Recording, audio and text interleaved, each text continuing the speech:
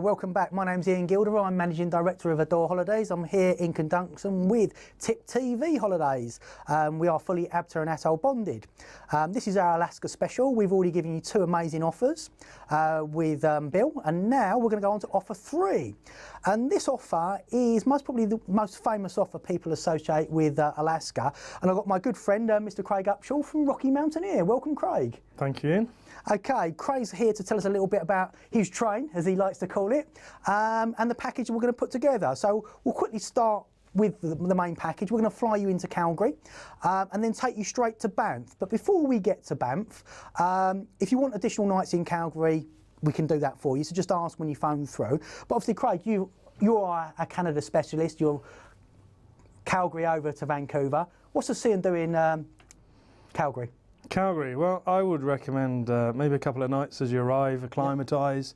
You know, you've got a 7 or 8 hour time difference depending on when you travel.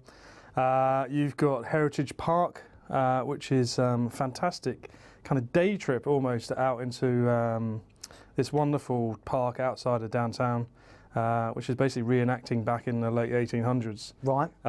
So, you know, very historical, very themed, cool day out. You've got Calgary Tower.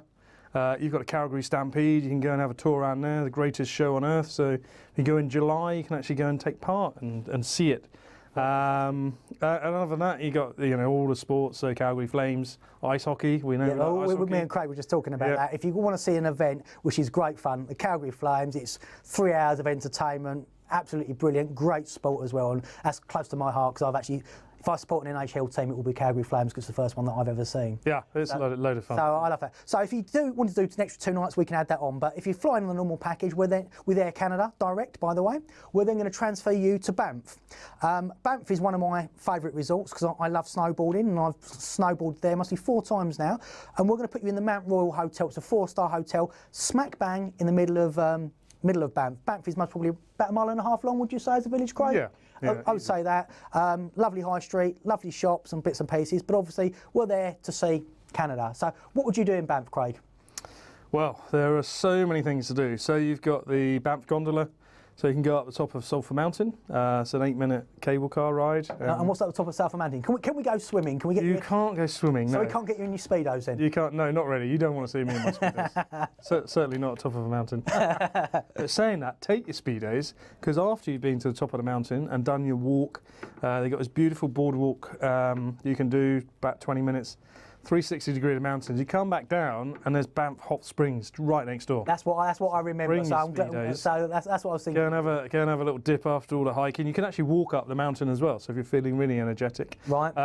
Other than that, you've got whitewater rafting. You've got hiking, biking. There are helicopter tours just probably about half an hour outside of the Banff National Park. So you can do 12-minute. Tours around the foothills of the Rockies. There's loads to do, and obviously shopping. You know, in the peak of the summer, shops are open until 10 o'clock at night. And the one thing I will say with Banff as well is don't worry about being fed. They have hundreds of restaurants, all top quality, all relatively reasonably priced as well. So the food is fantastic. So once we've done 2 nights in Banff, what we're going to do now? This is your bag. This is me. Now you come on my train. Your train. Yeah. So you'd embark the Rocky Mountaineer in the morning. So when you embark, we would serve you breakfast and lunch on board the train. So the first thing you do, get your seats, get comfy. Within about 30 minutes of departure, you're eating.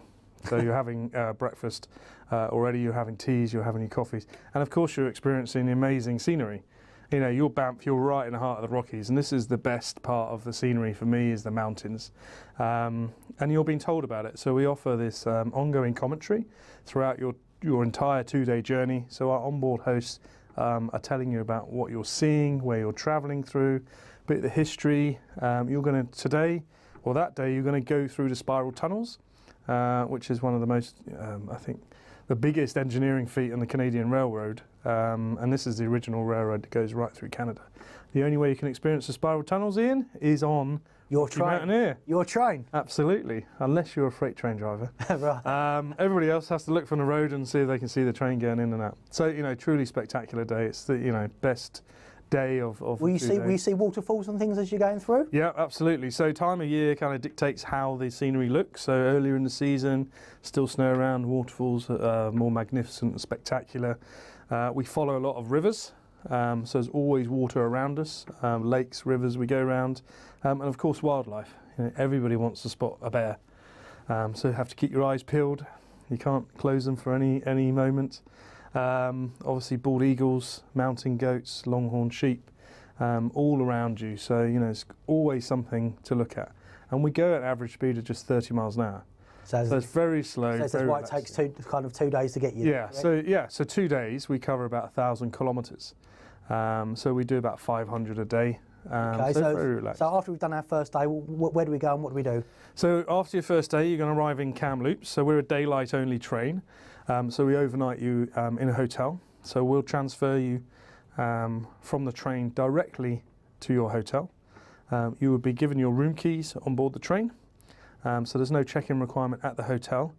And because you've checked in your luggage before you embark the train, your luggage is going to be waiting for you in the hotel room.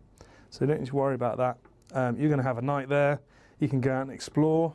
Your room's on room-only basis. We give you a town map with restaurant recommendations.